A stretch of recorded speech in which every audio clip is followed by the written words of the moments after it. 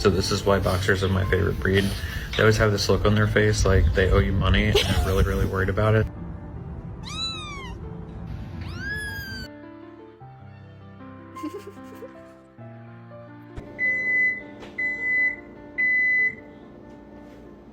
Buddy, what you doing?